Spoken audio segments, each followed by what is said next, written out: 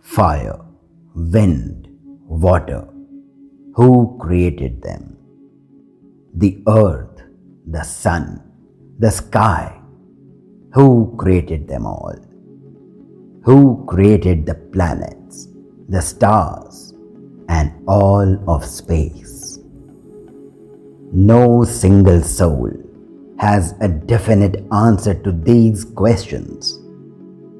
Then, in that case, can we pin all of these existences to a mere consequence, a result of just some random event?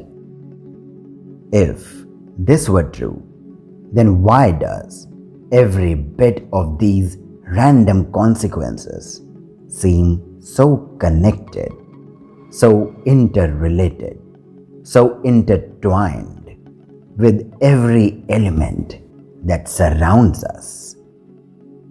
Why does then the position and distance of the sun have a timely, definite, and defined impact on almost every element that we know? Why do the different phases of the moon have a specific impact on every element of water? The one thing that comes through fiercely here is that any event that unfolds anywhere in this entire universe has a certain order, a certain niyam. And where there is an order, there ought to be someone who created that order, gave it its form, shape, and design. That someone is the supreme truth, the supreme most element. That someone is Parabhram. Every concept we know, be it life, be it weather, or even time per se, is bound by this very order. The order laid out by Parabhram.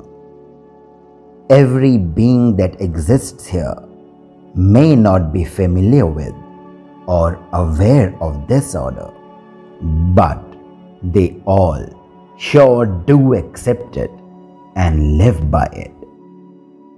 Out of all these beings, there is but one being who stands apart in his race towards something.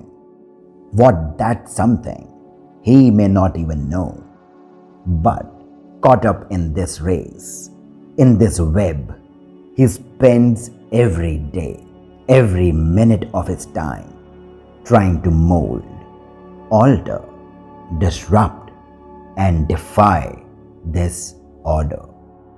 That being is man. And I, a humble but constant existence, am born from mankind's relentless, constant aspirations and desires. I am Yadi. I am the big if that man constantly delves in and dwells in, be it in his thoughts, his feelings, or his actions. It is through me, through these ifs, that man lays the very foundation of his multiple aspirations and never-ending desires. If only I was born with, if I were to be, if he or she would or would not, if I have this. I am the constant wind that man drifts in.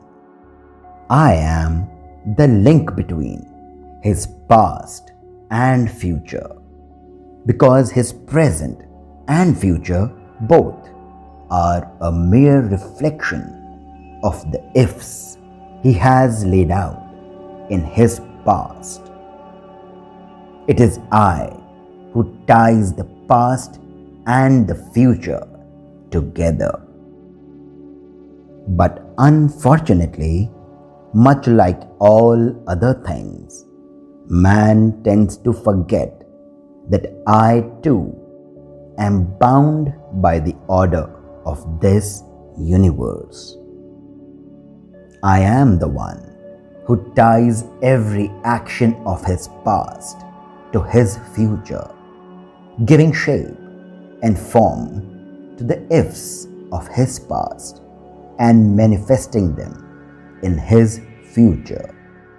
After all, I am but a humble yet constant existence born from mankind's relentless, constant aspirations and desires. So whatever ifs man chooses to sow in his past, he will eventually give birth to that if to manifest itself in his future.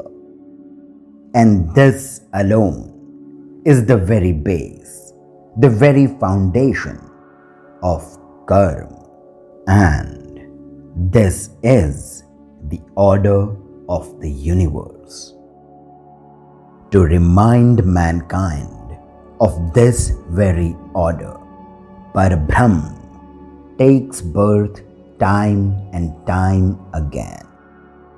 Sometimes as Narsimha, sometimes as Ram, and then again as Krishna. The Vedas too were created for the same purpose. Dipped in the divine nectar of knowledge that all our Shastra, Puran and Granths have, even the great epic Mahabharat was also created for the same reason. Yes, the same Mahabharat that is every man's past and every man's present truth. It is the Itihaas of mankind. The same Mahabharat where the trials and tribulations of every man delve, dwell and drift in me, where every single character uses me to manifest every one of their possible aspirations and desires. I speak of the same Mahabharat where the great Ganga Putra Bhishma took cover behind me, making if the reason for his helpless plight, only to uphold his oath, where Gandhari's son Duryodhan makes a mockery of his glorious kingdom by citing his ifs of insecurities to birth his selfish conspiracies. Draupadi too kept the flame of her rage and insult alive, using me. Every character of Mahabharata chose to delve, chose to dwell in me, giving birth to and manifesting their own ifs, running, struggling and fighting with their past and the foreseeable future, consumed by every possible if to shy away from what was their karma. Every character, all but one, Shri Krishna, the only one who chose to drift, not laying anchors, not dwelling in any if. He is the only one who remained unattached, unaffected, unmoved, untouched by the wave of ifs he was surrounded by. Yet engulfing everything. Thus, his every action, his every karma became the very foundation of this order.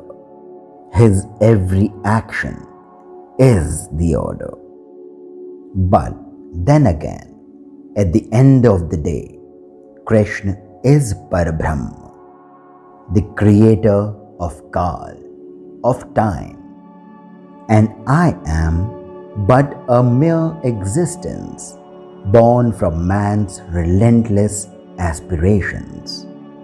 And Mahabharat is a story of every man in every era, which is why only I can truly be the narrator of this story, and even the stories that mankind wishes to write today can and will only be written by me.